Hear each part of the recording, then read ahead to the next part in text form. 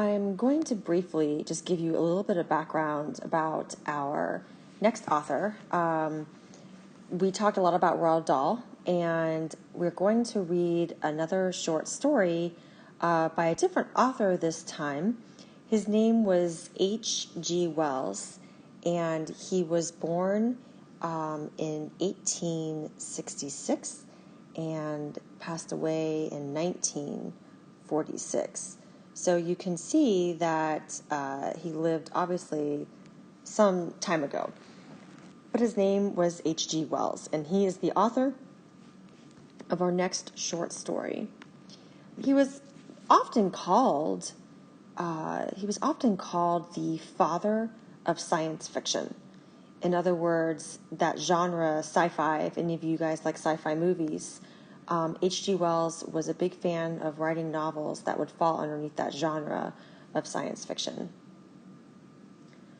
Wells authored over 100 books, including classic best-selling science fiction novels, such as, and I don't know if any of you guys know any of these, but The Time Machine, The Invisible Man, The War of the Worlds was a very, very popular book of his, but many, many other science fiction stories, which, to be honest with you, he pretty much invented this genre of his.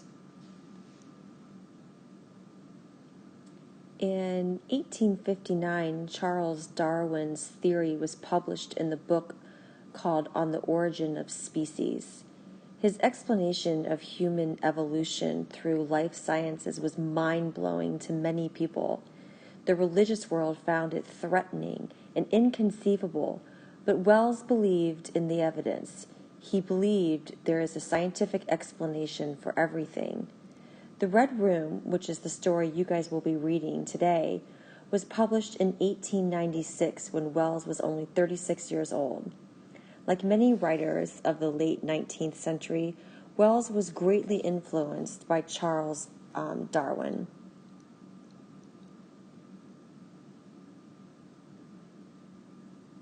This groundbreaking book, The Origin of Species, written by Darwin, introduced the theory of evolution, in which Darwin put forward the notion that all life was evolved over millions of years. This theory changed how millions of people saw themselves and the world, around them, and they ushered in a new age of scientific advances. The book was, and actually still is, very controversial, and many people saw this as an attack on religion, because most, in religion, especially if you're Christian, Adam and Eve and God, they all started the world. But according to Charles Darwin, in his book, The Origin of Species, life, the theory of evolution, life evolved over thousands of years, and that there isn't a higher being that actually started the world, but rather the theory of evolution starting the world. So as you can see, there is a great conflict of interest there. H.G. Wells, even though brought up, by his mother in a loving home who pushed Christianity and religion, and he went to church, as he grew and developed a mind of his own and started to read more things about Charles Darwin, H.G. Wells started to favor more with Charles Darwin, and H.G. Wells became a man of science. Wells pushed the envelope, and he got people's attention with his odd and actually even his scary ghost stories.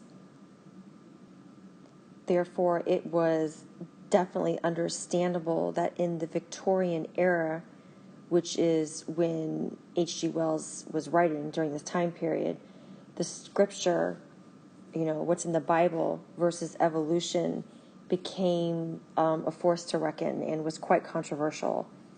When Wells started to write novels about this, many people became more interested in this genre of science fiction, and Wells captured the ghost stories and the gothic tales as people started to kind of grow an interest in this. You have to understand that during this time period, you couldn't go to the movie theater. Your entertainment was reading stories, and Wells knew this and was able to write scary stories where people's imagination definitely started to take over, and fear was a great monster. He began to realize that the real terror is not that there were ghosts under the bed, but rather in people's heads. Throughout the 19th century, the idea that monsters were not out there, but to be found within, became more common. A person's mind can take a simple matter and make it 10 times worse because of fear. In fact, fear is the scariest monster of them all. H.G. Wells began writing more stories that fell into this gothic genre. If you couldn't go to the movies, imagine just shutting your eyes, sitting back in a cold room with a fire, perhaps, and curl up and listen to a ghost story. Don't be alarmed by the creak of the floorboards, the murmurs in the basement, the shrill of a distant dog. Try not to be perturbed by the flickering candle, the fleeting shadows, or the hairy hand that appears at your elbow. Something moved? There is a face in the brickwork? A murdered person from long ago that was buried in a cellar? Just stay calm and breathe deeply. And it's then that a person's imagination started to panic and fear would settle in. Whereas today, you guys have scary movies. This concept of just listening to a ghost story in a dark room was thought of to be one of the most scariest things people could do during the Victorian era. Today you will be listening to one of his Gothic short stories called The Red Room. The Red Room's setting and plot takes place in a Gothic horror category. Gothic literature was immensely popular during the 19th centuries. The most well-known book, maybe perhaps that you have heard of, no, it's been made into a more modern movie, but it started as a book, was Frankenstein, and then also Dracula were two very popular Gothic novels during this time period. Based on the title, what do you think this story will be about? What does the color red tend to symbolize in a Gothic horror tale?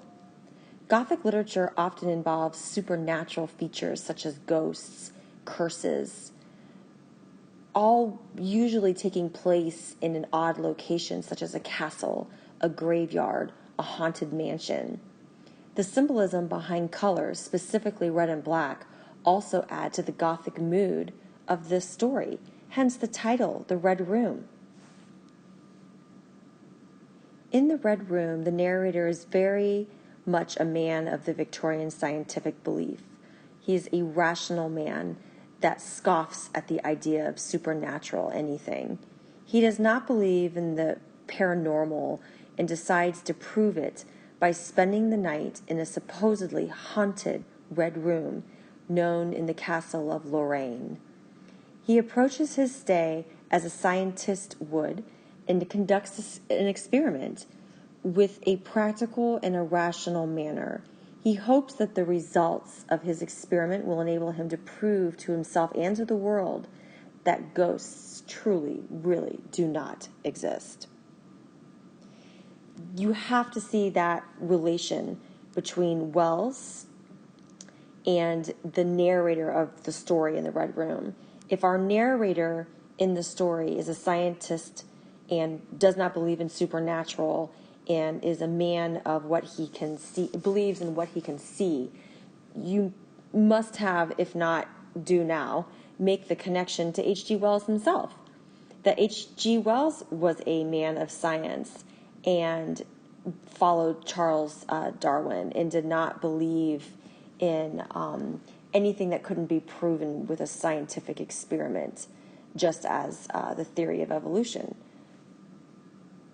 So, as I said before, the story opens with a young man of science. He believes in what he can see and prove, and he does not believe in foolishness such as ghosts.